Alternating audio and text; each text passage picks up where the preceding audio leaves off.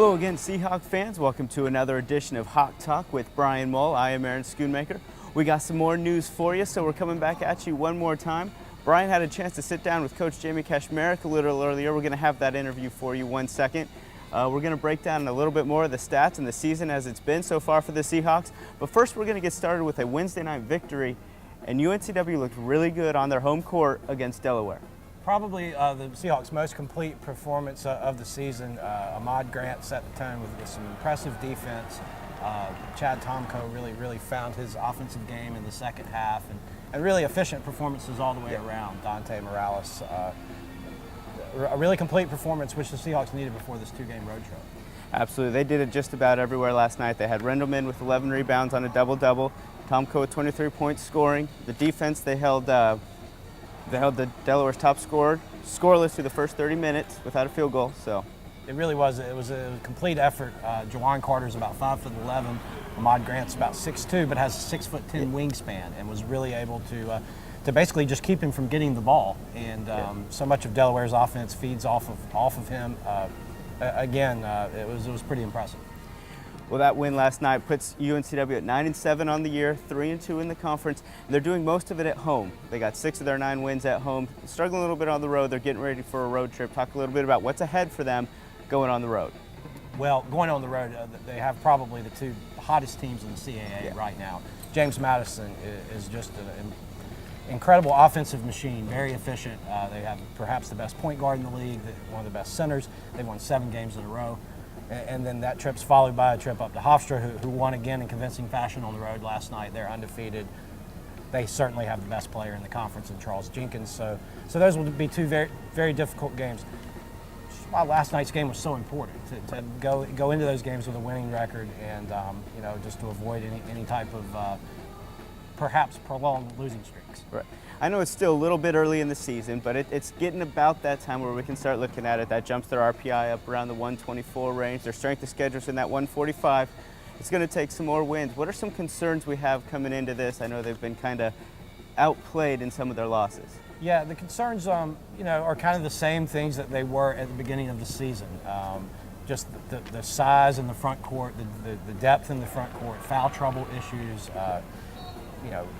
I think James Madison's 2 front court guys are going to outweigh UNCW's by 150 pounds, that sort of thing, and teams trying to pound the ball inside. So really, that's basically one of the concerns, depth. Peterson's playing 7 guys, trying to play 8 every once in a while, but obviously as you get into the season, that can be a problem.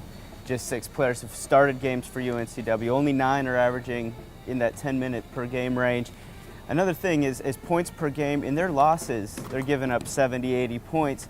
A reason for hope is when they win, they play some really good defense, and they give up less than 70 in all of their wins this year. Yeah, they really have to control the tempo with this team. They want a lower scoring game. I mean, they held Delaware to 52, which was a season low for an opponent last night, 32% shooting. And, an interesting thing, they're 9-1 in games where they've shot a higher percentage than their opponent.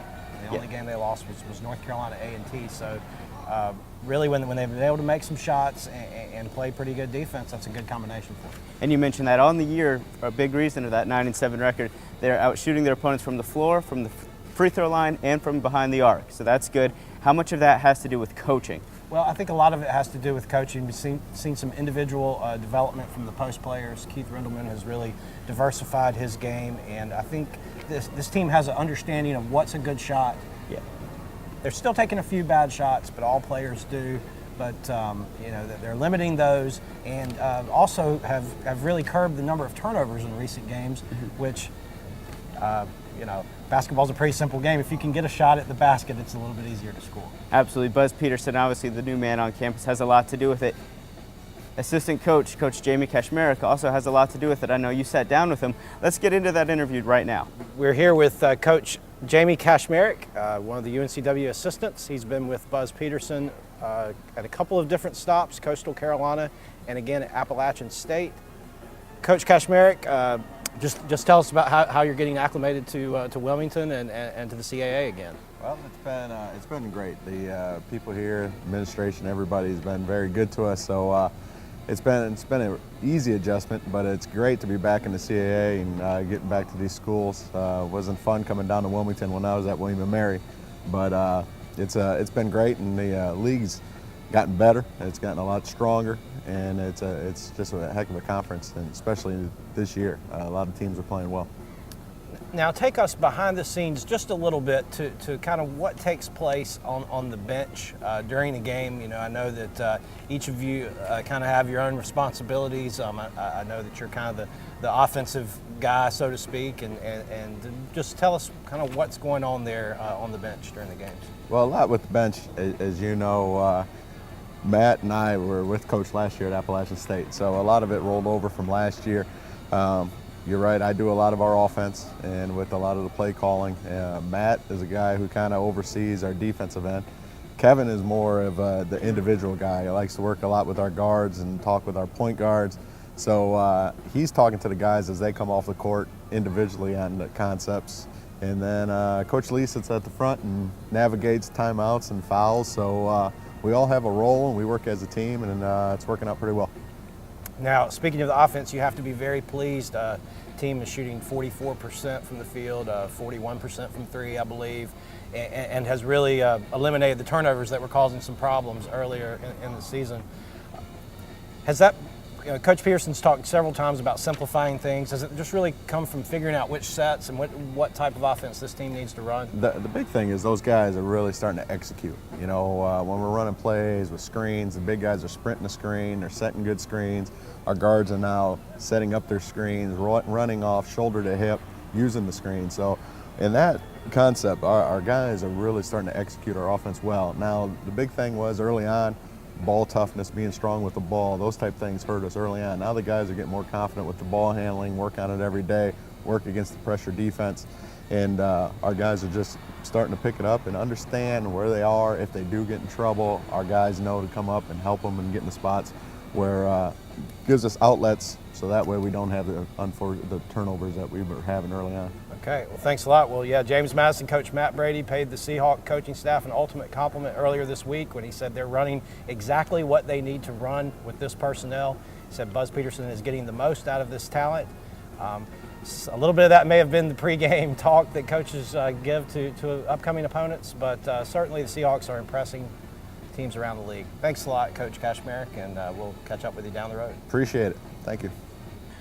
Well, hey, thanks so much for that, Brian. And I know last night there was one moment where Coach Kashmerick kind of surprised you a little bit. What happened there? Yeah, he's usually pretty calm on the sidelines, but in the last minute, the Seahawks had a comfortable lead, and Buzz Peterson was able to get the walk-ons in there, and Shane Raybold scored on a nice move. And Kashmerick works with the post players on a daily basis, and Shane's a walk-on, a guy who's really brought a lot to the table in practice. Yep. First career college basket, that was pretty special. I think Kashmerick even got a little air. See a little bit of the hardwood underneath the shoes there. It was a big night for the UNCW Seahawks, getting that win against Delaware on home.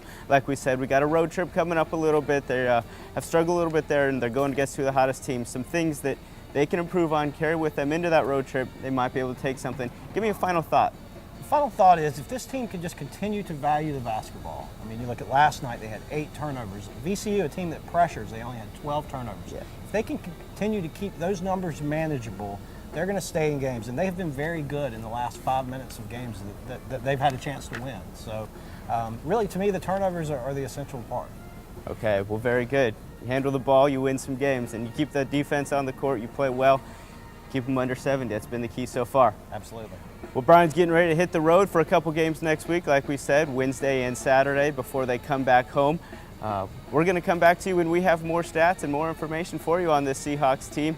And while you're here on the website, keep checking out Brian's blog, keep looking at all things UNCW, and we'll be back with you. Keep checking it out, guys.